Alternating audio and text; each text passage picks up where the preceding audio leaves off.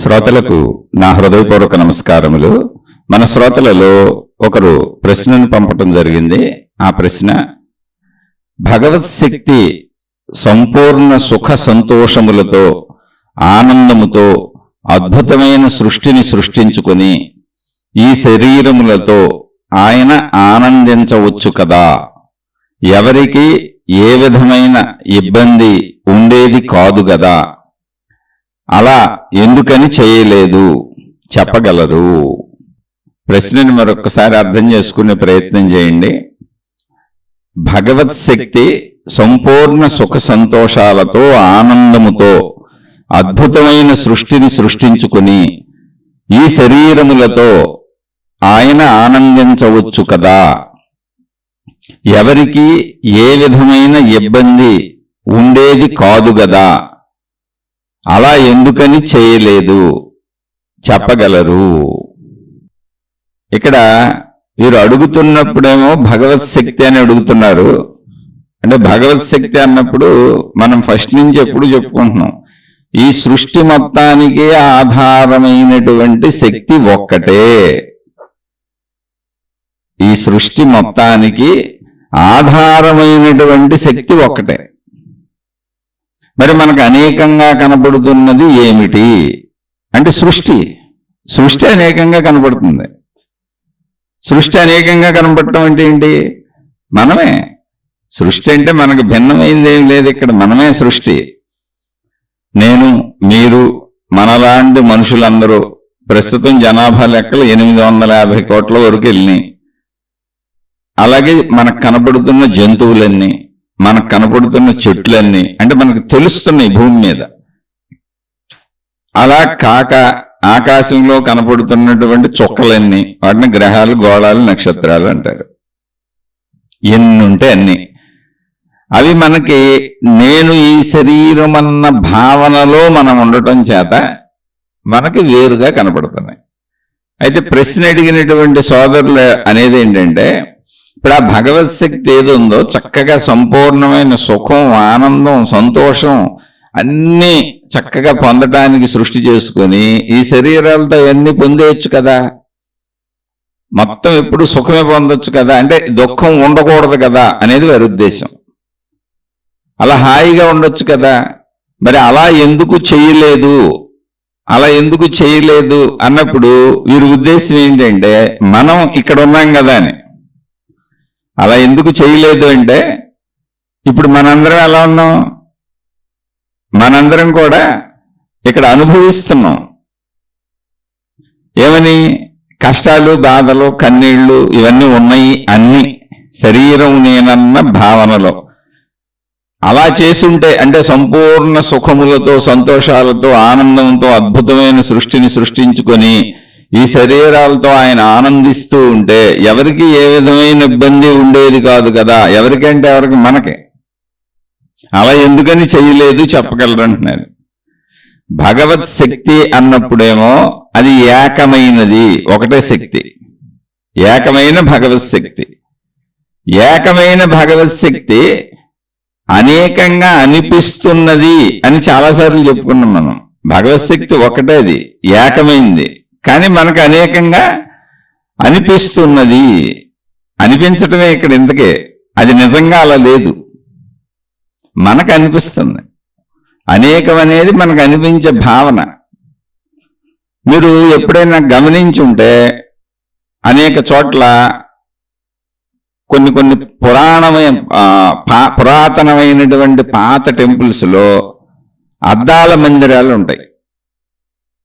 అలాగే మీరు లేటెస్ట్ ఎక్కడెక్కడ పెద్ద పెద్ద షాపింగ్ మాల్స్లో ఇట్లో కూడా పెద్ద పెద్ద అద్దాల మందిరాలు తయారు చేస్తూ ఉంటారు.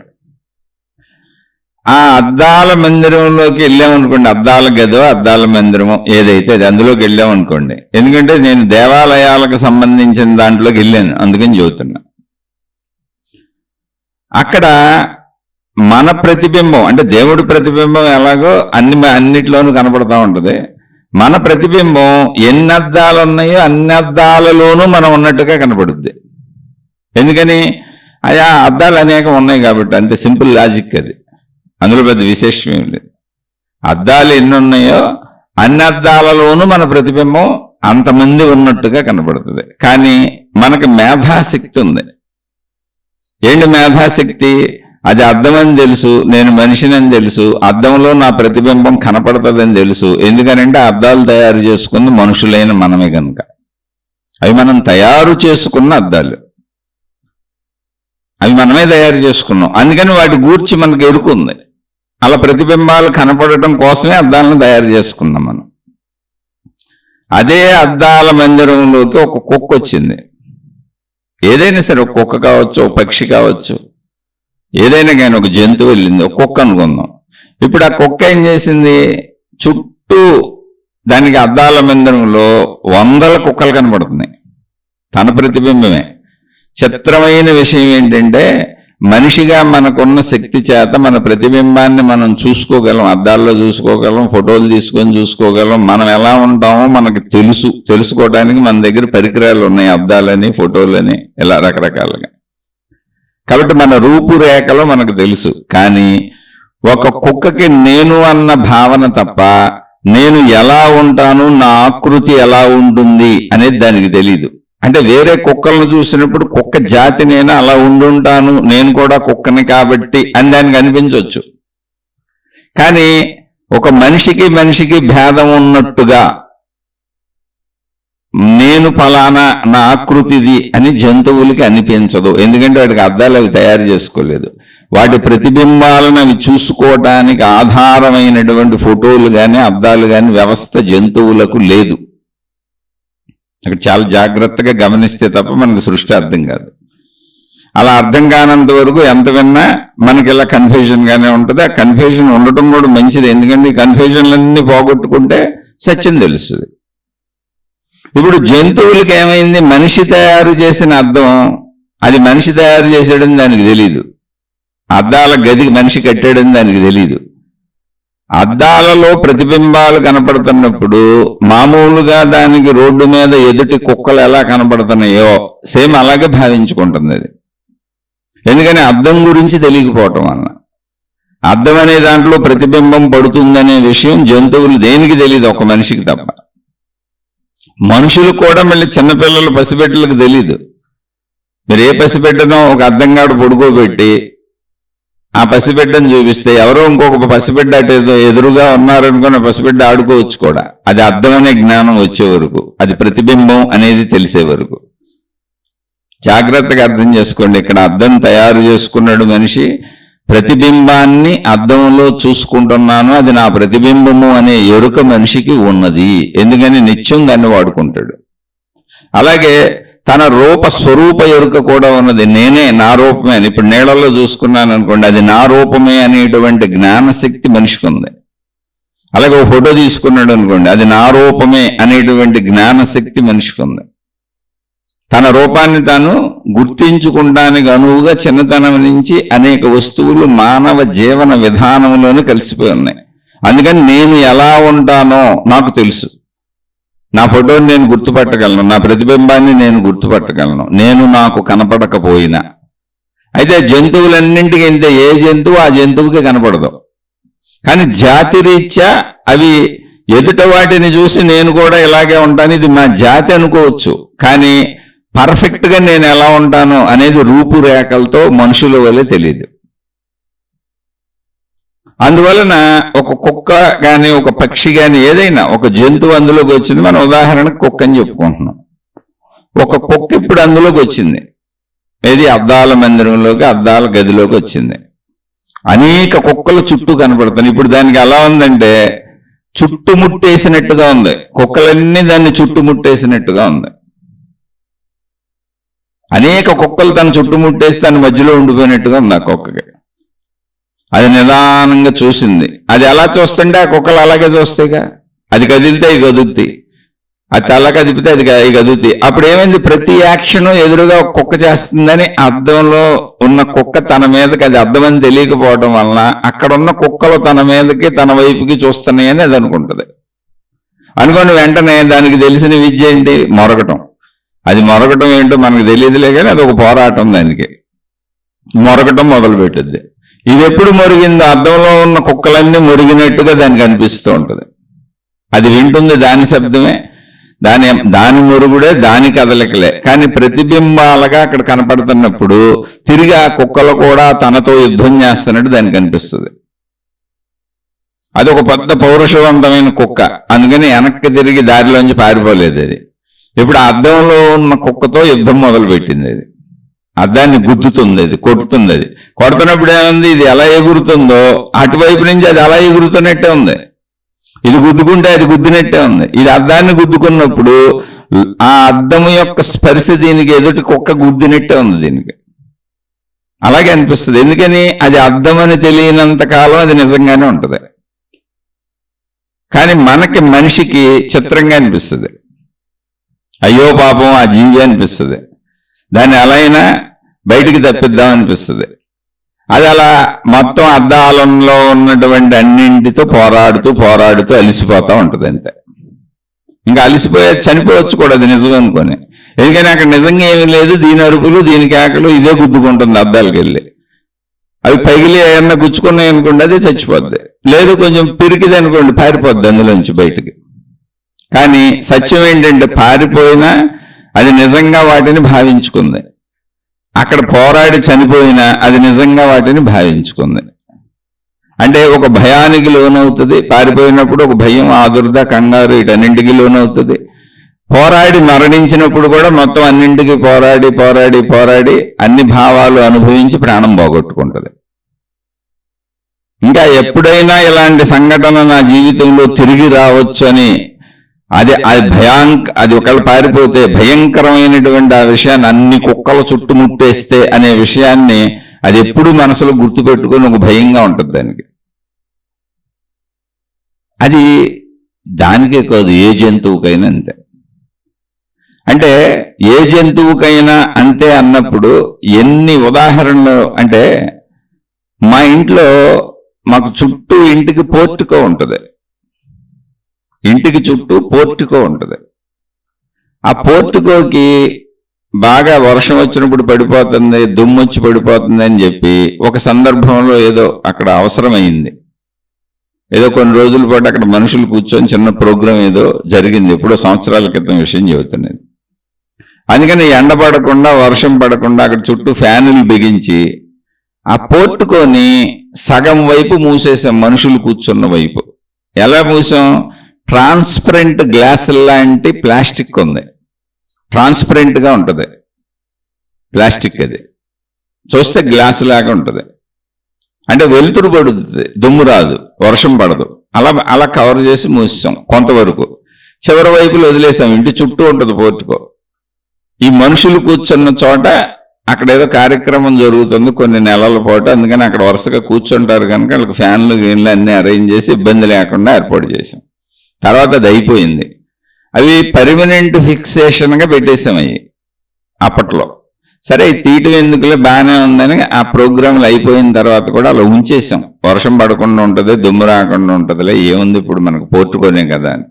బయట అన్ని చక్కగా కనబడతా ఉంటాయి, వెలుతురు వస్తూ ఉంటుంది. ఎందుకని ట్రాన్స్పరెంట్ ప్లాస్టిక్ గ్లాసెస్ టైప్, అది ప్లాస్టిక్ ట్రాన్స్పరెంట్. అది అయితే ఇంటి చుట్టూ లేదు, అది ముందు భాగంలోనే ఉంది. అది మా ఇంటి చుట్టూ చెట్లు ఉంటాయి, ఆ చెట్ల మీద వాళ్ళు పక్షులు ఉంటాయి. అవి పోర్టుకోలోకి ఎగిరొచ్చేసి ఈ ట్రాన్స్పరెంట్ గ్లాసుల్ని గుద్దుకుంటా ఉంటాయి. అసలు అక్కడ గ్లాస్ ఉందని వాటికి తెలీదు. ట్రాన్స్పరెంట్ అవడం చేత అదంతా ఆకాశమే ఖాళీ అనుకొని విపరీతమైన వేగంతో వచ్చి దాన్ని గుద్దుకునే అక్కడ పడిపోతూ ఉంటాయి, ఆగిపోతుంటే ఎగిరి అటు ఇటు కొట్టుకుంటూ ఉంటాయి. జస్ట్ వెనక్కి తిరిగితే దారింది, అవి ఎటు నుంచి వచ్చినా అటు వెళ్ళిపోవచ్చు. అది మనకు తెలుస్తుంది, వాటికి తెలీదు. ఆ ట్రాన్స్పరెంట్ గ్లాసులు కొట్టుకొని ఇంకా అల్లకల్లోలం అయిపోయి భయభ్రాంతులుగా లోనైపోయాయి, నానా ఇదిగా బాధపడిపోతూ ఉంటాయి. అరే ఇలా వేసాం మనం, పాపం పక్షులకి తెలియట్లేదని నాకు చాలా కాలం తర్వాత తెలిసింది. అలా ఎందుకు కొట్టేసుకుంటున్నాయని.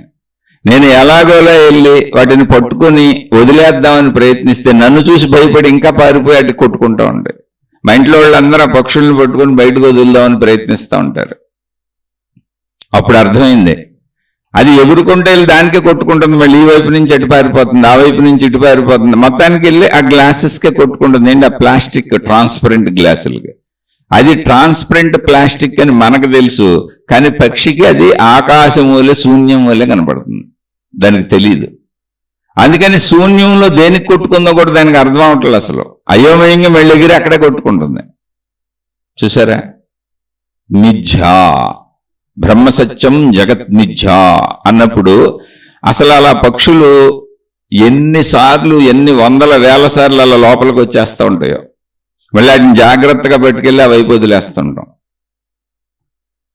అప్పుడు ఆధ్యాత్మికత ఎంత బాగా అర్థమవుతుందో నాకు అర్థమయ్యింది.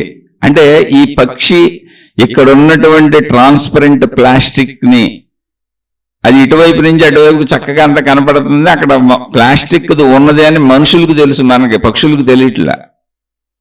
తెలియకపోవటం చేత పాపం అది ఎగురు వెళ్ళిపోదాం అనుకుంది, ఆకాశం అనుకుంది, దాన్ని గుద్దేసుకుంది. ఆకాశంలో తను ఏం గుద్దుకుందో అర్థం కావట్లేదు దానికి. చూడండి, దాని దృష్టిలో అది శూన్యం. కానీ నిజంగా అక్కడ ప్లాస్టిక్ ట్రాన్స్పరెంట్ ప్లాస్టిక్ షీట్ ఉంది. అలా ఎన్నిసార్లు జరిగినాయో. ఇప్పటికీ వస్తూ ఉంటే మళ్ళీ వాటిని, ఆ పక్షుల్ని జాగ్రత్తగా పట్టుకు వదిలేస్తూ ఉంటాం. అలానే అది తీసేయచ్చు కదా అంటే అది చాలా ఖర్చు పెట్టి చాలా వేయించినటువంటి, చాలా దూరం వేయించినటువంటిది. అది అంత ఈజీగా తీసేయటం కుదరదు. అది ఇంటికి అవసరం కోసం వేయించాం. అంటే ఈ విషయం ఎందుకు చెబుతున్నానంటే, భావన, దేని భావన దానికి అలా ఉంది. మనిషి తయారు చేసుకున్నాడు ఈ ట్రాన్స్పరెంట్ షీట్లు, ఈ అద్దాలు, ఇవన్నీ. జంతువులకు పాపం తెలియదు అవన్నీ, జంతువులకు తెలియదు అసలు అవన్నీ. అసలు చాలా జంతువులు నీటిలో తమ ప్రతిబింబాన్ని చూసి కన్ఫ్యూజ్ అవుతాయి, ఇంకోటి ఏదో అక్కడ ఉందనుకోని. ఎందుకంటే నేను ఎలా ఉంటానో జంతువుకు తెలియదు. ఆ విషయం మీరు ముందు మనసులో దృఢపరుచుకోవాలి. ఒక్క మనిషికి తప్ప నా ఆకృతి ఎలా ఉంటుంది, నేను ఎలా ఉంటానని ఏ జంతువుకి తెలియదు. ఎందుకంటే అవి అద్దాలు సృష్టించుకోలేదు, ఫోటోలు లేవు, వాటి ప్రతిబింబాలను చూసుకునే అవకాశం జంతువులకు లేదు. అసలు అవి తయారు చేసుకోలేదు. మనిషి మాత్రమే తన ప్రతిబింబాన్ని తాను చూసుకోగలుగుతాడు. జంతువులకి ఎదుటి ఎలా ఉన్నాయో తెలుస్తాయి, తాను ఎలా ఉన్నదో తెలియదు. అందుకని జాతి పరంగా నేను కూడా ఇలాగే ఉంటానని అనుకోవచ్చు అవి. కానీ తన పర్సనల్గా తనను తానది గుర్తించలేదు. అందుకని తన ప్రతిబింబాన్ని చూసే ఇంకొకటి ఏదో అక్కడ ఉందనుకుంటుంది. అసలు ప్రతిబింబాలు పడతాయి అన్న విషయం కూడా జంతువులకు తెలియదు, మనిషికే తెలుసు. ప్రతిబింబాలని ఉంటవి అనేది కొన్ని వస్తువుల దగ్గర, కొన్ని విషయాల దగ్గర, కొన్ని పరిస్థితుల్లో ప్రతిబింబాలు ఉంటాయి అనే విషయం మనిషికి ఒక్కడికే తెలుసు, జంతువులకు అసలు తెలియదు. అందుకని తన సొంత ప్రతిబింబాన్ని ఇంకోటిగా భావించుకుంటుంది అది. సేమ్ అదే రీతిలో బ్రహ్మసత్యం జగత్ మిథ్య అన్నటువంటి వాక్యం ఎందుకు వచ్చిందంటే, మననే మనం ఇంకొకళ్ళగా భావించుకుంటున్నాం, అనేకంగా భావించుకుంటున్నాం, మొత్తం సృష్టిగా భావించుకుంటున్నాం. మనం భావించుకుంటున్నది ఒక్క మన్నే, అదే బ్రహ్మసత్యం జగత్ మిథ్య. బ్రహ్మము అనబడే నేను. ఇదంతా సృష్టి లేదు, లేని దానిని నేను భావించుకోవడంతో వచ్చిన ప్రాబ్లం అది. ఇప్పుడు సోదరులు ఏమడిగారు, ఇక్కడ సంపూర్ణ సుఖ సంతోషాలతో, ఆనందాలతో అద్భుతమైన సృష్టిని సృష్టించుకొని ఈ శరీరములతో ఆ భగవత్ శక్తి ఆయన అన్నారు. మళ్ళీ ముందు భగవత్ శక్తి అన్నారు, తర్వాత ఆయన అంటే దేవుడు. మళ్ళీ ఇక్కడ రూపం వచ్చేసింది. ఆనందించవచ్చు కదా, ఎందుకంటే రూపాలకు వచ్చారు కాబట్టి. కానీ నిజంగా సృష్టిపరంగా ఆయన ఆనందిస్తూనే ఉన్నాడు. ఆనందించడానికి సృష్టి ఉంది ఇక్కడ. బ్రహ్మసత్యం జగత్ మిథ్యాలో మిథ్యాపరమైన సృష్టి అంతా ఆయన ఆనందించుకుంటుందే. అందులో ఆయనకి ఏ దుఃఖం లేదు. మొత్తం నేనే అన్నప్పుడు దుఃఖమే ఉంది. ఇప్పుడు మన తల వెంట్రుకలు ఉన్నాయి, స్త్రీలకే ఉంటాయి, పురుషులకే ఉంటాయి. చూసుకోండి, తల వెంట్రుకల్ని రకరకాల విధాలుగా కట్ చేయించుకుంటూ ఉంటారు. ఇప్పుడు పెద్ద పెద్ద మామూలు కాదు, సెలూన్లు, హెయిర్ కటింగ్ సెలూన్లకు పేర్లే మారిపోయినాయి. జెంట్స్ బ్యూటీ పార్లర్లో, లేడీస్ బ్యూటీ పార్లర్లు, ఇంకా హైయెస్ట్లో రకరకాల పేర్లు వచ్చినాయి. మామూలు కాదు, ఒక్కొక్క క్రాఫ్కి 2000, 3000, 5000, 10,000 కూడా ఇంకా ఎక్కువ తీసుకుంటున్న వాళ్ళు కూడా ఉన్నారు. ఏంటి, క్రాఫ్ట్ చేసినందుకు అంత రేంజ్కి వెళ్ళిపోయింది ఆ ఇండస్ట్రీ. అంటే అంత వెరైటీలుగా చేయొచ్చు, అంత అందంగా చేయొచ్చు. మళ్ళీ ఇప్పుడు ఆ జుట్టుకు రంగులు కూడా వేస్తున్నారు, రకరకాల రంగులు వేస్తున్నారు, ఫ్యాషన్లు వచ్చినాయి. అంటే తన జుట్టుని తాను కత్తిరించుకుంటూ అనేక రకాలుగా దాన్ని మార్పులు చేర్పులు చేసుకుని మనిషి ఆనందిస్తున్నాడు కదా. జుట్టు ఏడుస్తుంది ఎక్కడన్నా? నన్ను కత్తిరించారు, కట్ చేశారని జుట్టు ఏడుస్తుందా? ఎన్ని రకాలుగా నన్ను ముడులు తిప్పారు, రకరకాలుగా చేశారు, స్త్రీలు ఎలా చేశారు, పురుషులు ఎలా చేశారని జుట్టు ఎక్కడ నేడుస్తుందా? అది మన శరీరంలో భాగమే కదా, దానికేం బాధ లేదు కదా. అనేక రకాల అలంకరణలు చేసుకొని మనం ఆనందిస్తున్నాం కదా. మన జుట్టులో ఎన్ని భాగాలు ఎన్ని ఉంటాయి? వెంట్రుకలు లక్షలు కోట్లు ఉంటాయి. వస్తూ ఉంటే పోతా ఉంటే రాలిపోతూ ఉంటాయి, మళ్ళీ కట్ చేసేస్తుంటాం. నిజంగా ఆ జుట్టు విడివిడిగా ఒక్కొక్కటే నేను మనిషిని అనుకుంటే, అంటే భావనకి నేను ఒక జీవిని అనుకుంటే, మనం కట్ చేస్తున్నప్పుడు అది అల్లాడిపోతూ ఉండాలి. కానీ మనకేంటి, మన ఆనందం కోసం కట్ చేసుకుంటున్నాం. దాని సహజ స్థితిని ఇబ్బంది కలిగించి దానికి రంగులేస్తున్నప్పుడు అది బాధపడిపోతూ ఉండాలి. ఆ రంగుల ప్రభావం దాని మీద ఎలా ఉందో, ఎందుకంటే అది జీవిగా అయితే. కానీ మనకు తెలిసి అది జీవి అని మనం అనుకోవట్లా, కానీ అది పెరుగుతుంది, ప్రాణశక్తి దానికి అందుతుంది, అది పెరుగుతుంది. అందుకే కట్ చేస్తున్నాం, అందుకే అలంకరించుకుంటున్నాం, అందుకే రంగులు వేస్తున్నాం, రకరకాలు చేసేది అందుకేక.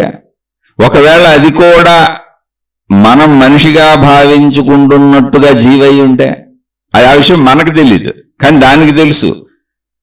తను హాయిగా పెరుగుతుంటే కత్తిరించేస్తున్నారని, తనకు రకరకాల రంగులు వేస్తున్నారని, తను అనేక రకాలుగా బాధ పెడుతున్నారని, ఇబ్బంది పెడుతున్నారని దానికి తెలుసు.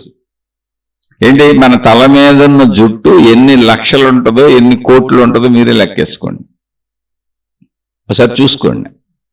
అలాగే ఇప్పుడు మరి ఆ జుట్టు ఎవరిది? నేనని నా ఒక్కడిదే. కానీ జుట్టుగా చూస్తే లక్షల కోట్లు విడివిడిగా ఉంది. మళ్ళీ అందులో పుడతా ఉంటే చచ్చిపోతుంటే రాలిపోతూ ఉంటుంది చూడండి జుట్టు, మళ్ళీ కొత్త జుట్టు వస్తూ ఉంటుంది. అంటే జుట్టు అనే సృష్టి కూడా మన శరీరం మీద నిరంతరం జరుగుతుంది. మనం ఎన్నిసార్లు కట్ చేసినా అది వస్తూనే ఉంటుంది, మళ్ళీ దానంతరం ఇది రాలిపోతూ ఉంటుంది, మళ్ళీ కొత్తది వస్తూ ఉంటుంది. మనం బతుకున్నంత వరకు ఇలా జరుగుతూనే ఉంటుంది. సేమ్ ఇలాగే మొత్తం బ్రహ్మము అనంత ఆత్మశక్తి అనేటువంటిది మనలాంటి ఒక శక్తి స్వరూపము ఆయన అనుకుంటే, మనందరం ఆయన మీద ఉన్న వెంట్రుకలు లాంటి వాళ్ళం అయితే, వెంట్రుకలుగా మనకు బాధ ఉంది తప్ప, అంటే మనకు అనిపిస్తుంది నేను జీవినని తప్ప, వెంట్రుకలకి బాధ ఉందని మనకు తెలియదుగా. మనం కట్ చేయించుకొని రంగులు వేయించుకొని రకరకాలు చేసుకుంటున్నట్టు అట్లాగే ఆయనకి తెలీదు. ఆయన అలంకరించుకుంటున్నాడు సృష్టి రూపంలో, ఎందుకంటే మీరు ఆయన అన్నారు కాబట్టి. శక్తి అయితే శక్తి, మీరు రూపంతో చూసినా శక్తిగా చూసినా. ఇప్పుడు మన జుట్టుని ఎలా కట్ చేసి రకరకాలుగా అలంకరించుకుంటున్నామో, ఆ జుట్టు ఏడుస్తుందో, బాధపడుతుందో, దుఃఖపడుతుందో, ఇబ్బంది పడుతుందో, భయపడుతుందో, మళ్ళీ ఎప్పుడు కట్ చేస్తారు నాయనో అనుకుంటుందో, అది ఏమనుకుంటుందో, మనలాగా మనం బాధలకి ఎన్ని అనుకుంటున్నామో అది అన్నీ అనుకోవచ్చు. కానీ దానికి అసలు దాన్ని ఎన్ని చేసినా ఆ నొప్పి మనకు తెలియదు కనుక. అలాగే గోల్డ్ నొప్పి కూడా మనకు తెలియదు, కానీ మన శరీరంలో వాటికి రకరకాల రంగులు వేస్తారు, రకరకాలుగా గోళ్ళని తయారు చేసుకుంటారు, రకరకాలుగా గోళ్ళని చక్కగా కట్ చేసుకుంటారు, నీట్గా పెంచుకుంటారు చాలా మంది గోల్డ్. అవి కూడా ఏడుస్తూ ఉండొచ్చు, మాట్లాడితే నేను కట్ చేసి పారేస్తున్నారు బాబోయ్ అని. కానీ దాని నొప్పి మనకు తెలిసేలా లేదు, జుట్టు నొప్పి మనకు తెలిసేలా లేదు, గోల్డ్ నొప్పి మనకు తెలిసేలా లేదు, మనకు తెలిసేలా లేదు అది. కానీ వాటికి ప్రాణం ఉండుంటే మనిషిలా మనం బాధపడుతున్నట్టు అవి కూడా బాధపడుతూ ఉన్నవేమో, ఎందుకంటే అవి మనలోని భాగాలుగా అంతర్భాగాలుగా మనకి తెలిసేలా, నొప్పి తెలిసేలా సృష్టి ఏర్పాటు చేసి ఉండకపోవచ్చు. మనకి చర్మము ఇవే తెలుస్తున్నాయి, గోళ్ళది జుట్టుది తెలిసేలా పెట్టలేదేమో, కానీ వాటికి నొప్పి ఉందేమో. అలాగే మన సోదరుడు అడిగినట్టు ఆ భగవత్ శక్తి సంపూర్ణ సుఖ సంతోషాలతో ఆనందంతో అద్భుతమైన సృష్టిని సృష్టించుకొని అనేక రకాలుగా జంతువులుగా, మనుషులుగా, చెట్లుగా, పుట్లుగా, గొట్లుగా అనేక రకాలుగా తనను తాను సృష్టించుకొని ఈ శరీరములతో ఆయన ఆనందించవచ్చు కదా. ఆయన ఆనందిస్తున్నాడు. మనం ఎలా అయితే జుట్టుని కట్ చేసుకొని రంగులు వేసుకొని, గోళ్ళను కట్ చేసుకొని రంగులు వేసుకొని, రకరకాల డిజైన్లు పెట్టుకొని ఆనందిస్తున్నామో, అలాగే ఆయన కూడా ఆనందిస్తున్నాడు. ఏది? సృష్టిలో జీవులుగా. అదే శక్తిగా అయితే శక్తి చక్కగా తానే సృష్టిగా సర్వవ్యాపకముగా ఎప్పుడూ సచ్చిదానంద పరమానంద స్థితిలో ఉంది. లేదు దేవుడు దేవత ఆకృతులుగా అయితే ఆయన ఆనందిస్తూనే ఉన్నాడు. మరి ఆయన ఆనందిస్తున్నప్పుడు అలా ఉండుంటే మరి ఎవరికి ఏ విధమైన ఇబ్బంది ఉండేది కాదు కదా అన్నారు. ఇక్కడే అర్థం చేసుకోవాలి, ఇబ్బంది ఎవరికి ఉంది? మనకు అనిపిస్తుంది ఇబ్బంది అని. ఎందుకని? శరీర భావం చేత.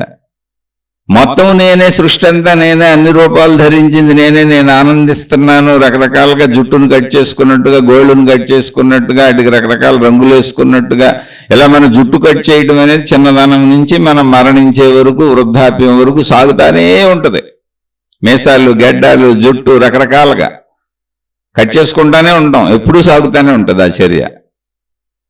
మన మరణం వరకే సాగుతానే ఉంటుంది. అలాగే మన జనన మరణాలు ఆయనకు జుట్టు లాంటివేమో. ఆయన యొక్క అనంత విశ్వశక్తులు. అందుకే బ్రహ్మసత్యం జగత్ మిథ్య అన్నప్పుడు బ్రహ్మము అనేటువంటి ఆ విరాట్ పురుషుడైనటువంటి అనంత సర్వవ్యాపక శక్తిలో ఏర్పడినటువంటి జుట్టు లాంటి సృష్టి, గోళ్ళు లాంటి సృష్టి. అది ఉత్పత్తి అయ్యి గోళ్ళు కట్ చేసినట్టు కట్ చేసి మళ్ళీ దాన్ని ట్రిమ్మింగ్ చేసినట్టు, ఇలా జుట్టుని రకరకాలు చేసినట్టు, గోళ్ళను రకరకాలు చేసినట్టు, జనన మరణములు ఎన్ని జరుగుతున్నా మధ్యలో అవన్నీ ఎలా సాగుతున్నా ఒక్క జుట్టు ఒక్కొక్క వెంట్రుగా నేను జీవినని బాధపడుతుందేమో మనకు తెలియదుగా. మన శరీరంలో తల నుంచి కాలు వరకు ఎక్కడ ఏ వెంట్రుక ఉన్నా అది అసలు బాధపడుతుందేమో మనకు తెలియదుగా. మనం చేసేటువంటి జుట్టు కటింగ్లన్నింటికి కూడా, మీసాలు గడ్డాలు కటింగ్లన్నింటికి కూడా రకరకాల చేష్టలు, స్త్రీలు చేసేటువంటి రకరకాల విధానాలు, అనేక రకాల విధానాలు. జుట్లు మారుస్తూ ఉంటారు, వాళ్ళు కటింగ్లు వేస్తూ ఉంటారు, రకరకాలుగా రంగులు వేస్తూ ఉంటారు, మగవాళ్ళు వేస్తారు, స్త్రీలు వేస్తారు, అందరు చేస్తారు. అలా జుట్టు ఎలా అయితే అది బాధపడుతున్నా మనకు తెలియట్లేదు. నేను ఆనందంగా ఉన్నా, నా ఆనందం కోసం కట్ చేశాను, నా ఆనందం కోసం రంగులు వేశాను, నా సౌకర్యం కోసం నేను జుట్టుని కట్ చేసుకుంటున్నా, నేను సౌకర్యవంతంగా జీవించడానికి జుట్టుని నేను తీసేస్తున్నా, ఉంచుకుంటున్నా. ఇలా రకరకాలుగా మనం చేసే పనులన్నీ ఎలా అయితే జుట్టుకు బాధ లేదని మనకు అనిపిస్తున్నాయో, నాకు ఈ శరీరమునకు ఏదైనా అయితేనే బాధ తప్ప మిగిలిన బాధ నాకు ఉండదు. జుట్టుకి గోళ్ళకి ఏమైనా నాకు బాధ ఉండదని మనకు ఎలా అనిపిస్తుందో, బ్రహ్మసత్యం సత్యము అయినటువంటి బ్రహ్మమైన ఆ శక్తికి ఏమన్నా జరిగితే ఆ శక్తికి బాధ ఉండొచ్చు. అసలు ఆ శక్తికి ఏం జరిగే అవకాశం లేదు. ఎందుకంటే ఆ శక్తికి భిన్నంగా అక్కడ ఏం లేదు, ఉన్నదంతా ఏకశక్తి. ఆ ఏకశక్తిలో ఏర్పడిన అనేకత్వము, నా ఏక శరీరంలో ఏర్పడిన అనేకత్వము, లక్షల కోట్ల వెంట్రుకలు. శరీరం ఒకటేనాది. ఆ వెంట్రుకలు కూడా ఆధారం నా శరీరంలో శక్తే. నా ఏకశక్తిలో ఉన్నటువంటి 20 వేళ్లకే, కాళ్ళకి, చేతులకి వచ్చే గోళ్ళు నా శరీర శక్తితోనే పెరుగుతున్నాయి. కానీ వాటిని కట్ చేసినా, వాటికి రంగులు వేసినా, వాటిని రకరకాలుగా పెంచుకున్నా, వాటి రూపురేఖలు ఎలా అరగదీసుకున్నా నాకేం ఇబ్బంది ఉండదు. పైగా అది నా సౌందర్యాన్ని పెంచుకుంటూ ఉంటాను. అలా సృష్టి ద్వారా బ్రహ్మము అనేటువంటి శక్తి తన సౌందర్యాన్ని పెంచుకుంటుంది రకరకాలుగా. అది సుఖంగానే ఉంది, సంతోషంగానే ఉంది. అందుకే సృష్టి ఉంది, ఇక్కడ సృష్టి జరుగుతుంది. సృష్టి ఉన్నట్టు మనకి ఎందుకు కనపడుతుంది అంటే అది తనలో తాను అన్ని చేసుకుంటుంది. తనకే సృష్టి తనకు భిన్నమైంది కాదు. కానీ సృష్టిలో జరుగుతున్నది ఏది దానికి నొప్పి కలిగించదు, బాధ కలిగించదు, ఇబ్బంది కలిగించదు. ఎలా అయితే మన జుట్టు గోళ్ళు మనకు బాధ ఇబ్బంది కలిగించవో, వాటిని మనం ఎలా రకరకాలుగా అలంకరించుకుంటున్నాము. ఇక్కడ ఆ పాయింట్ తెలుసుకోవాలి. అదే మహాత్ములు చెప్పింది. బ్రహ్మమునకు బాధ ఉండదు, అనంత ఆత్మశక్తికి బాధ ఉండదు, ఏకత్వ స్థితికి బాధ ఉండదు. అనేకత్వము దానిలోనే ఉన్నటువంటి దాని యొక్క స్థితి మనలోనే ఉన్న, మన శరీరం పైనే ఉన్నటువంటి లక్షల కోట్ల జుట్టు వలె, వెంట్రుకల వలె, గోళ్ల వలె. చేతికి ఉన్న 20 ఏళ్లకి 20 ఏళ్ల గోళ్లు పెరుగుతూనే ఉంటాయి. నిరంతరంగా ఇచ్చేస్తూనే ఉంటాం. వాటికి రకరకాల రంగులు వేసి పెంచుకుంటూ ఉంటారు గోల్డ్ మంది.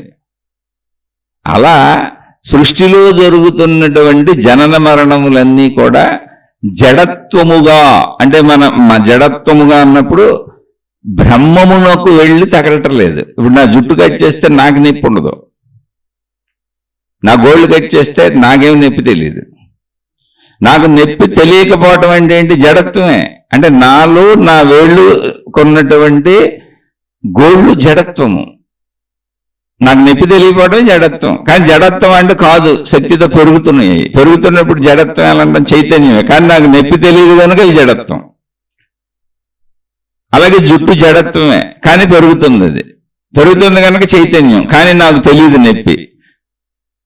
అంటే నాకు నొప్పి తెలియదు కనుక జడత్వం.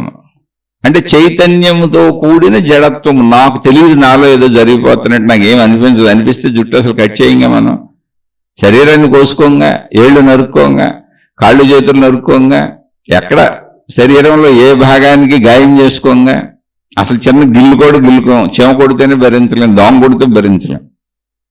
ఎందుకని? అక్కడ నేననేది తెలుస్తుంది. అలాగే బ్రహ్మమునకు మొత్తముగా నేను తెలుసు, సృష్టిగా నేనన్న భావన బ్రహ్మమునకు లేదు. అదే అనంత ఆత్మశక్తి.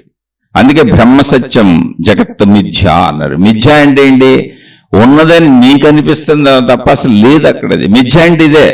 మిథ్య అంటే ఏంటంటే, ఇప్పుడు నా గోళ్ళు పెరుగుతున్నాయి, చైతన్యమా అందామంటే కాదు, జడం. ఎందుకంటే కట్ చేసి అవతల పారేసినా నాకు వచ్చిన ఇబ్బంది లేదు, నాకు అసలు నొప్పి కూడా తెలియదు. కాదు జడమా అందామంటే కాదు, చైతన్యం. ఎందుకంటే నా శరీరంలోనే పెరుగుతున్నాయి.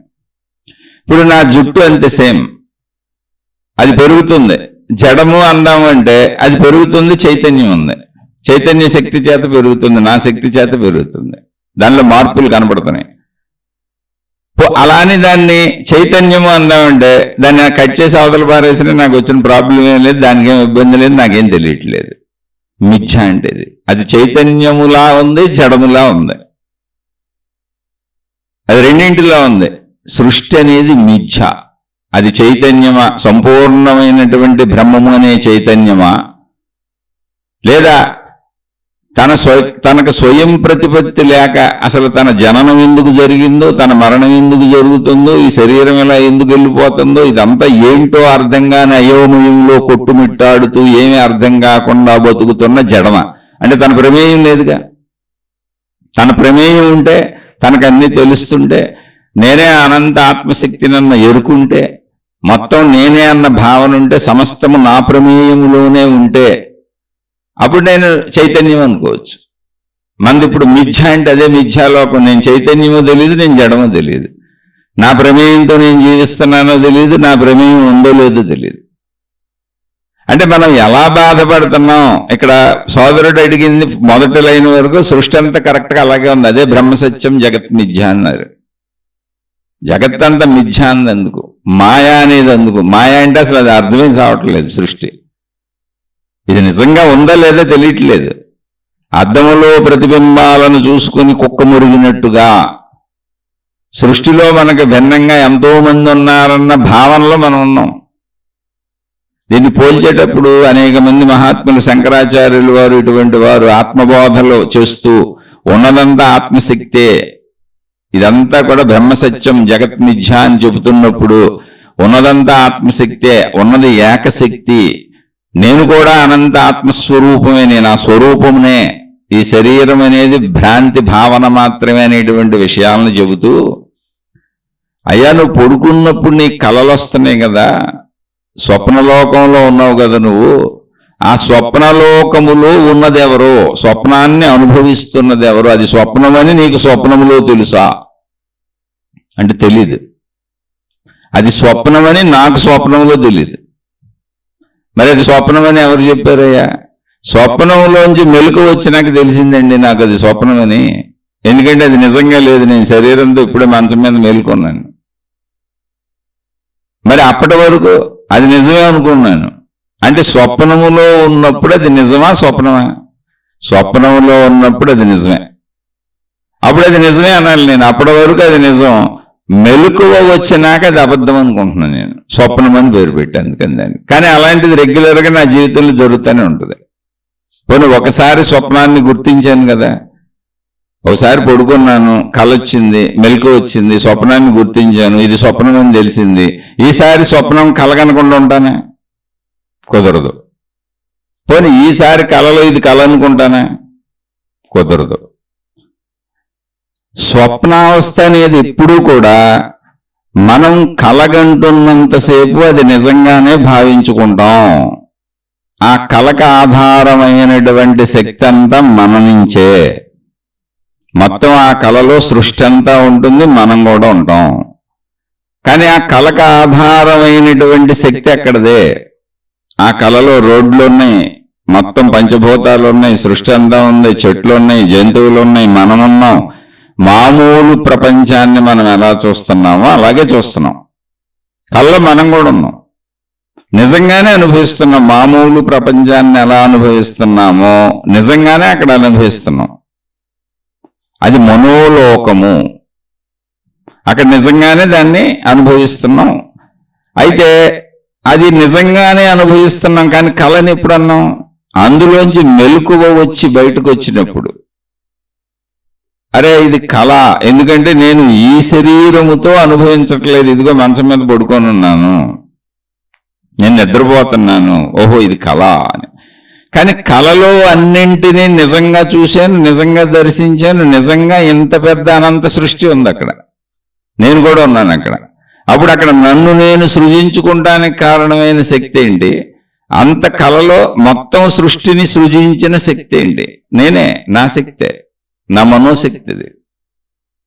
నా మనోశక్తి స్వప్నములో నాకు అంతగా కనపడుతున్నప్పుడు అదే శక్తి సృష్టిగా నాకు ఇంతగా కనపడటంలో ఆశ్చర్యం ఏమైనా ఉన్నదా? దీన్నే శంకరాచార్యులు లాంటి మహాత్ములు ఏమన్నారంటే, సృష్టి భావనలో ఉన్నప్పుడు నువ్వు కళని ఎలా కళని మెలకువలో గుర్తించావో, కళలో నిజంగా ఎలా దాన్ని అనుభవించావో, దానికి ఆధారమైనటువంటి శక్తి అంతా నీదే అయ్యుండి సృష్టి భావనలోకి ఎలా వెళ్ళిందో, ఏది వెళ్ళింది? శక్తి సృష్టి భావనలోకి వెళ్ళింది. కళలో నా మనోశక్తి, నేను ఉన్నాను, సృష్టి ఉంది. అలాగే నువ్వు నిజమని భావించుకుంటున్నటువంటి 100 సంవత్సరాల శరీరపరమైన జీవితం కూడా కళ లాంటిదే, కళే. ఎందుకని అంటే బ్రహ్మము నేనన్న మెలకువ నీకు వచ్చినప్పుడు, నువ్వు బ్రహ్మము, అనంత ఆత్మశక్తివి. బ్రహ్మము నేను, అనంత ఆత్మశక్తిని నేను అన్న శక్తి మెలకువ నీకు వచ్చినప్పుడు ఇది కళ అని ఈ సృష్టి భావన ఎగిరిపోద్ది. అప్పుడు దుఃఖం ఎక్కడ ఉంటుంది అసలు? అయితే కళలో దుఃఖపడలేదా నేను? కళలో దుఃఖం ఉంది, సుఖం ఉంది, ఆనందం ఉంది, భయం ఉంది, సర్వం ఉన్నాయి. అలాగే ఈ ఇల కూడా కళే. కానీ మెలకువ ఎక్కడొస్తుంది? ఏంటి మెలకువ? బ్రహ్మము నేనన్న మెలకువ. బ్రహ్మసత్యం జగత్ మిథ్య అంటే అది. మిథ్య అంటే కళ లాంటిది, దానికి ఆధారమైన శక్తి అంతా నాదే. నా కళలో మొత్తం ఉన్న అన్నింటికి ఆధార శక్తి ఏంటి? నేనే, నా శక్తే. అందులో మళ్ళీ నేను కూడా ఉన్నాక నన్ను నేను కూడా సృజించుకున్నానుగా కళలో, అది నిజమని భావించుకుంటున్నాగా, అది కళని మెలకు వచ్చినాక తెలిసింది. అలాగే బ్రహ్మముగా నేను మేలుకున్నప్పుడు, అనంత ఆత్మశక్తిగా నేను మేలుకున్నప్పుడు, విశ్వశక్తిగా నేను మేలుకున్నప్పుడు, శక్తిగా నాకు మెలకు వచ్చినప్పుడు ఇదంతా కళని తెలుస్తుంది. అప్పటి వరకు ఇదే ప్రశ్న వేసుకుంటాం, ఎందుకు ఆయన అలా ఉండుంటే నాకు ఇబ్బంది ఉండేది కాదు కదా. ఇప్పుడు మన సోదరుడు అడిగిన ప్రశ్న అదే. భగవంతుడు చక్కగా సంపూర్ణ సుఖ సంతోషములతో అద్భుతమైన సృష్టిని సృష్టించుకొని ఈ శరీరములతో ఆయన ఆనందించవచ్చు కదా అంటే ఆ భగవత్ శక్తి అవును, అది ఆనందిస్తుంది, కలగంటుంది. ఇదంతా అది చక్కగా ఆనందిస్తుంది, అది అసలు దుఃఖపడలేదు. దుఃఖపడుతుంది ఎవరంటే ఇది కలగాది నిజం అనుకుంటున్నా మనం. నేను శరీరాన్ని నేను నిజం అని అనుకుంటున్నా నేను.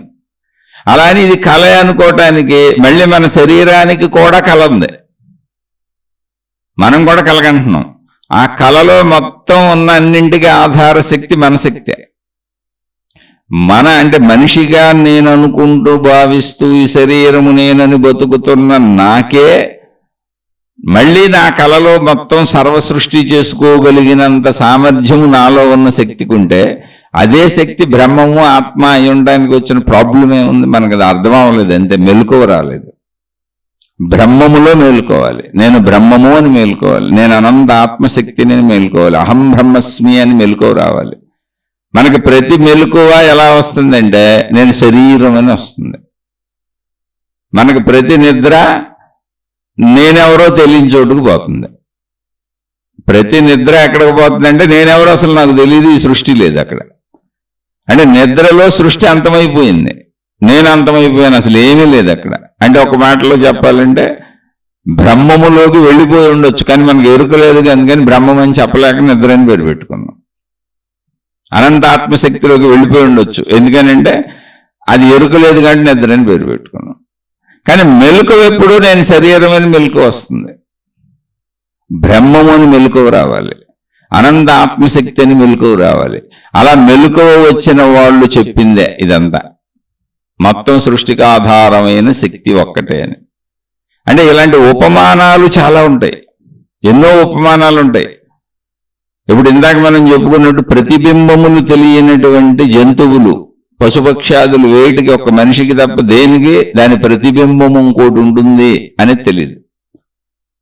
జాతిగా ఇప్పుడు ఏనుగులు ఉన్నాయి, ఎదుటి ఏనుగును చూసి జాతిగా నేను ఇలా ఉంటాను అనుకోవచ్చు, ఎందుకంటే తనకు పుట్టే పిల్లలు బిడ్డలు వాటిని పెంచుకోవటం మనుషుల్లాగా అన్నింటికీ ఉన్నాయిగా, పశుపక్షాదులు అన్నింటికీ ఉన్నాయి, మనుషులకు ఉన్న భావాలన్నీ ఉన్నాయి. కానీ మనిషికి ఉన్న జ్ఞానములో ప్రతిబింబ జ్ఞానము జంతువులకు లేదు, నా ప్రతిబింబమే అదని. అందుకని తన ప్రతిబింబాన్నే ఇంకొకరుగా భావించుకునేటువంటి స్థితిలో జంతువులు ఉంటాయి. అలాగే మనం ఈ శరీరము నేనని భావించుకుంటున్న మన ఒరిజినల్ స్థితి అయినటువంటి బ్రహ్మమును, అనంత ఆత్మశక్తిని నేనన్న భావనలో మనకు మెలకు రావటంలో దాన్ని భావించుకోలేకపోతున్నాం. ప్రతిబింబాన్ని చూసి కుక్క మురిగినట్టుగా మన జీవితం సాగుతుంది. అనేక కుక్కలు ఉన్నాయనేది అనుకున్నట్టుగా సృష్టి అంతా అనేకం ఉందనుకుంటున్నాం. అలాగే మన జుట్టు మన గోళ్ళు కట్ చేసుకుంటుంటే మన శరీరంలో ఉన్నదే మనకి ఎటువంటి ఇబ్బంది లేదో, దాన్ని అలంకరించుకుంటుంటే ఎటువంటి ఇబ్బంది లేదో, ఏ విధమైన బాధలకి దుఃఖాలకి మనం లోనవటం లేదో, కానీ జుట్టు అవుతుందేమో గోళ్ళకి అవుతుందేమో అది మనకు తెలియదు. అలాగే బ్రహ్మము అనంత ఆత్మశక్తిలో జరుగుతున్నటువంటి సృష్టి కార్యములన్నీ, జనన మరణములన్నీ దానికి అసలు ఏమీ తెలియకపోవచ్చు, ఎందుకంటే మొత్తం అదే కనుక, తానే కనుక మన చుట్టూ గోళ్ళలాగా దానికి అనిపిస్తుందేమో. అది బ్రహ్మములో మేలుకుంటే తప్ప, అనంత ఆత్మశక్తి ఎరుక కలిగితే తప్ప, ఆ జీవన్ముక్త దశకు చేరుకుంటే తప్ప మనకు తెలియదు. అప్పటి వరకు మనం ప్రశ్నలు వేసుకోవచ్చు, ఏ ప్రశ్న అయినా వేసుకోవచ్చు, అయితే దాన్ని విశ్లేషించుకోవాలి.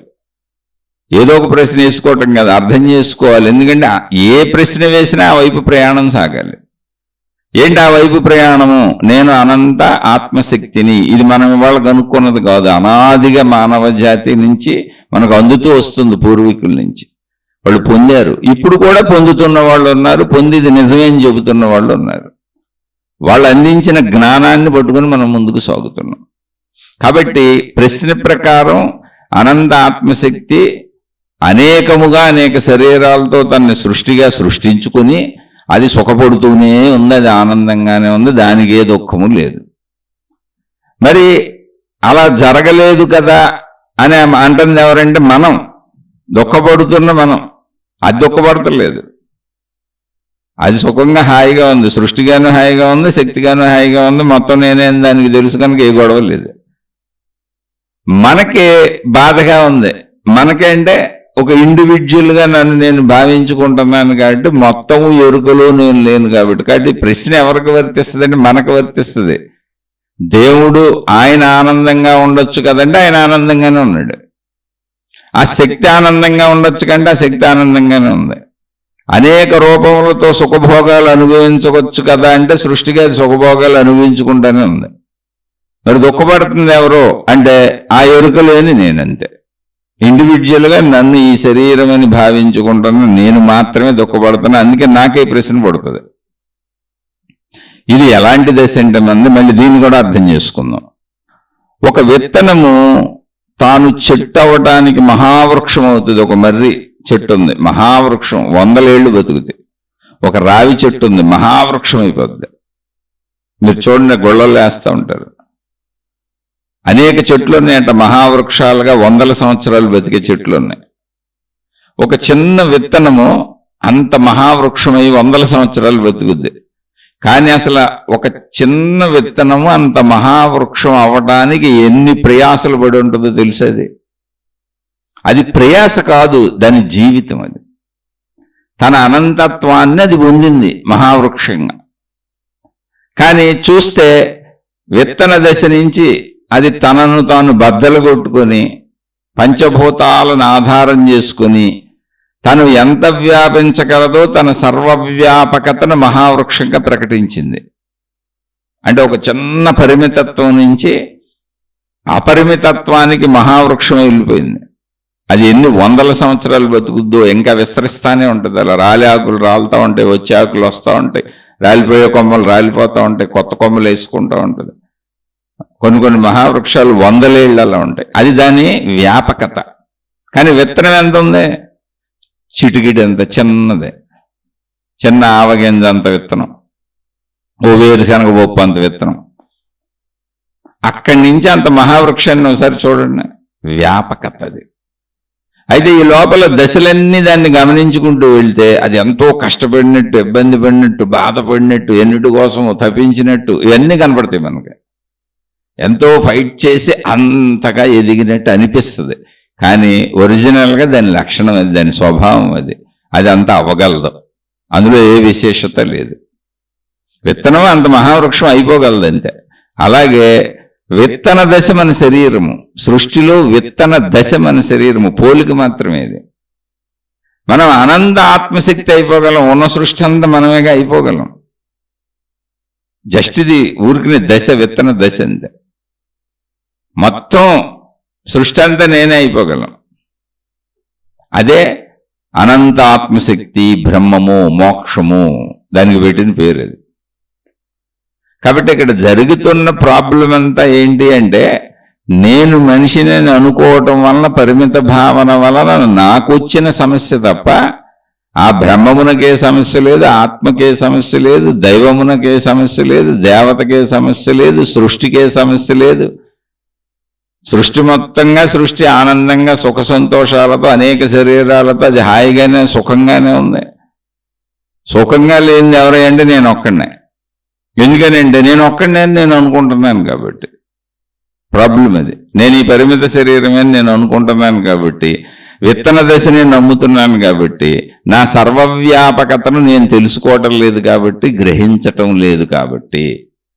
అందుకని మోక్షం అనేది, ఆత్మసాక్షాత్కారం అనేది, ఆత్మశక్తి అనేది, బ్రహ్మము అనేది పొందేది కాదు, ఆల్రెడీ ఉన్నదే అని చెబుతున్నారు మహాత్ములు. జస్ట్ నువ్వు నేను శరీరాన్ని అనుకుంటున్నావు, నేను అనంత ఆత్మశక్తిని అన్న ఎరుకను పొందు. అంటే ఏమైనా ఎరుకను పొందాలంటే శరీర భావాన్ని వదిలేయాలి. శరీర భావాన్ని వదిలేస్తే నెక్స్ట్ ఏముంది మనకి? లోపల మనోభావం అడ్డుపడతా ఉంటుంది. మనోభావాలు ఏంటి? అన్ని శరీర భావాలే, ప్రపంచ భావాలే, పరిమిత భావాలే. కాబట్టి మనోభావాన్ని కూడా వదిలేయాలి, ప్రాణశక్తి భావంలోకి వెళ్ళి కూర్చోవాలి.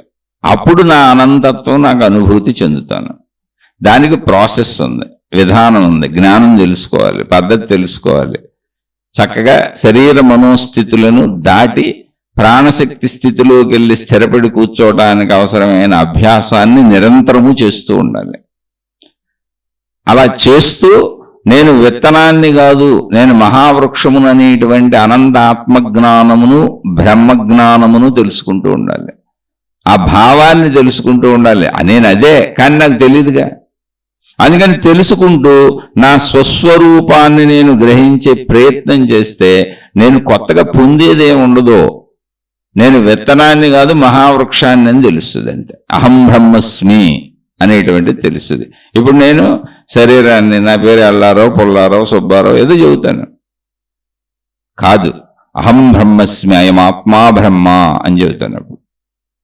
ఇక్కడ ఉన్నదంతా అదే, నేను కూడా అదే, ఉన్నది ఏకశక్తి. అటువంటి స్థితిని పొందినప్పుడు ఈ సందేహాలన్నీ పోతాయి. అలా పొందటానికి మనం చేస్తున్నటువంటి ప్రయత్నమే ఈ ఆధ్యాత్మిక చదువు, ఆత్మజ్ఞాన చదువు శీర్షికలు. అయితే దీనికి బేసిక్ పాయింట్ ఏంటి? అసలు ఇది మనం పొందగలమా అంటే, పొందగలమో లేదో ఈ జన్మలో అది వేరే విషయం. అంటే నేను అహం బ్రహ్మస్మి అని ఈ జన్మలో సంపూర్ణ అనుభవంతో చెప్పగలమా? మోక్షానుభూతిని పొందగలమా? ఆత్మసాక్షాత్కారం పొందగలమా? అయమాత్మా బ్రహ్మ అని ఘంటాపదంగా అనగలమా అంటే అది ఇప్పుడు అవునో కాదో తెలియదు, చెప్పలేం. ఎందుకంటే అది ఏ క్షణములైనా మెరుపులా మెరవచ్చు. కానీ దానికి బేసిక్ రూల్ ఏంటంటే శరీరము నేనన్న భావనలో సృష్టి ఎరుకలో ఉన్నంత కాలం, అంటే ఆ అహం బ్రహ్మస్మి అనే భావన కలిగేంత వరకు, శరీర భావనలో ఉన్నంత కాలం ఆ భావనని పొందాలి, అంటే మోక్ష భావనని పొందాలి, ఆత్మసాక్షాత్కార భావనని పొందాలి, బ్రహ్మము నేనన్న భావాన్ని పొందాలనుకున్న ఎవరైనా సరే మంచిగానే బతకాలి, ధర్మముగానే బతకాలి. అది రూలు. ఆ రూలును పాటిస్తే ఖచ్చితంగా ఆ వైపు ప్రయాణం సాగుతుంది. మంచిగా పాటించటము అదే ధర్మము అని చెప్పారు పూర్వీకులు. దాన్ని వాడుక భాషలో మంచి అంటున్నాం. ఎందుకు అది రూలు అంటే, ఎవరికైతే శరీరం మీద, ఇంద్రియాల మీద, మనసు మీద, బుద్ధి మీద, అహంకారం మీద, తన మీద తనకు అదుపు వస్తుందో వాళ్ళు మాత్రమే మంచిగా ఉండగలుగుతారు. మిగిలిన వాళ్ళు ఏదో ఒక చెడు చేస్తూనే ఉంటారు, చిన్న అబద్ధమైనా ఆడుతూనే ఉంటారు, చిన్న మోసమైనా చేస్తూనే ఉంటారు. చిన్నదా పెద్దదా కాదు, మంచిని ఎక్కడ తప్పినా నువ్వు ఆత్మజ్ఞాన మార్గానికి వెళ్ళలేవు. ఎందుకనంటే శరీర భావన బలపడుతూ ఉంటుంది. శరీర భావన చేత మాత్రమే మంచిని తప్పుతాం, ధర్మాన్ని తప్పుతాం, చెడు వైపుకి వెళ్తాం. అది చిన్నదా పెద్దది అనేది వేరే విషయం. కాబట్టి వీలైనంత మంచిగా బ్రతికే ప్రయత్నం చేసే వాళ్ళందరూ కూడా ఆత్మజ్ఞాన సాధకులే, బ్రహ్మజ్ఞాన సాధకులే. ఆత్మజ్ఞాన మార్గంలో, బ్రహ్మజ్ఞాన మార్గంలో ప్రయాణిస్తున్న వాళ్లే. కాబట్టి మంచిగా బతకడం అనేది మనం చేయగలం. ఇప్పుడు దానికి ముందు ప్రయత్నించాలి. అది ప్రయత్నిస్తే ఇది ఒక మెరుపు మెరిసినట్టుగా మన స్థితి, అది ఎక్కడి నుంచో వచ్చి పొందే స్థితి కాదు. అది మన సొంత స్థితే కనుక అది ఎప్పుడైనా మెరుపు మెరిసినట్టు మెరిసిపోద్ది. ఇప్పుడు మెలుకు వస్తే అది కలని తెలిసిపోద్ది. అలాది ఒక మెరుపు మెరిసినట్టు అంతే, తప్పమని ఎప్పుడో కలుగుద్ది. కానీ దాన్ని కలగాలంటే నువ్వు మంచిలోనే సాగుతూ ఉండాలి. కాల పరిమితి లేదు దానికి. చాలా మందికి అప్రకటితంగా, అంటే అసలు ఏ సాధనలు చేయకుండా కూడా తమలో తమకు మెరిసింది అది. తమలో తమకు ఆ భావన కలిగిన వాళ్ళు చాలా మంది ఉన్నారు. ఎంత సాధనలు చేసినా పొందని వాళ్ళు ఉన్నారు. కారణం ఏంటంటే వాళ్ళ జీవన విధానంలో ఉన్నటువంటిది మంచిగా బతకాలి. అది మంచిగా బతుకుతున్నారో లేదా ఎవరికి తెలుస్తుంది? బతికేవాడికి ఒక్కడికే తెలుస్తుంది, ఇంకెవరికి తెలియదు. అందుకని ఎవరికి ఏ సాధన చేయకపోయినా తక్కువనేది లోపల స్పృహ కలిగినట్టు, నేను అనంత ఆత్మశక్తిని అన్న భావన కలిగినట్టు, ఆత్మసాక్షాత్కారం జరిగిపోయినట్టు చెప్తూ ఉంటారు చాలా మంది. లేదా అతి కొద్ది సాధనలతోనే అది కుదిరినట్టు, ఆత్మసాక్షాత్కారం అయిపోయినట్టు, మోక్షం కలిగినట్టు, ఎన్లైటన్మెంట్ జరిగినట్టు డేట్లు, టైంలు కూడా చెబుతారు చాలా మంది.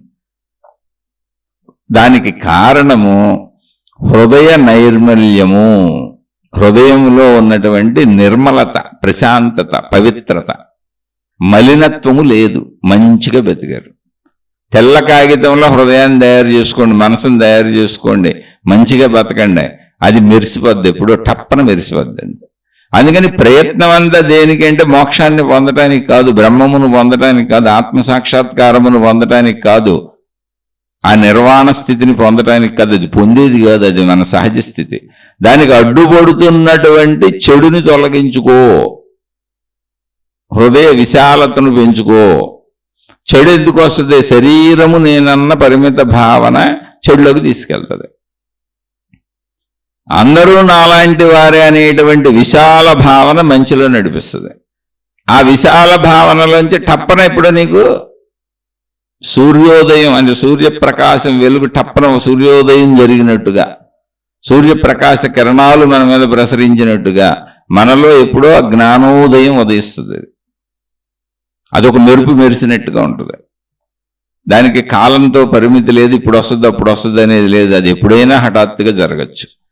అది జరగాలంటే మనం మంచిగా ఉండాలి. మంచిగా ఉండక తప్పదు. అప్పటి వరకు ఇలా మీకు వచ్చిన సందేహాలు ప్రశ్నలుగా అడుగుతూ ఉండండి. వీలున్నంత విశ్లేషణలు చెప్పుకుంటూ ఉందాం. ఏం పెద్ద గొప్ప విషయం కాదు. మీరు అడిగేది పెద్ద గొప్ప ప్రశ్న కాదు, నేను చెప్పేది పెద్ద గొప్ప సమాధానము కాదు. కానీ ఈ చర్యల వలన మనం ఆధ్యాత్మిక చదువుకుంటూ మనం తెలుసుకుంటూ కొంచెం మంచిగా మనం ఉండాలనేది గుర్తు చేసుకోవడానికి ఇదంతా వీలవుతూ ఉంటుంది. అందుకని ఇది అర్థమవుతూ ఇందులో నడుస్తున్న వాళ్ళు అడిగే ప్రయత్నం చేయండి. ప్రశ్నలు అడిగే ప్రయత్నం చేయండి. ఇది ఇందులో నడవని వాళ్ళు, ఇది అర్థమవని వాళ్ళు అసలు వినకండి, మీ కాలం వృధా. చక్కగా మీ మార్గాల్లో మీరు హాయిగా సాగిపోండి. ఒకవేళ అర్థమయ్యి ఏదైనా విని అర్థం అవ్వక లేదా నచ్చక ఏదో ఈయనకి తోచినట్టు చెప్పేస్తున్నాడని మీకు వేరే గురువులుండి, వేరే మతాలుండి, వేరే మార్గాలు ఉన్న వాళ్ళకి అలా అనిపిస్తూ ఉంటుంది.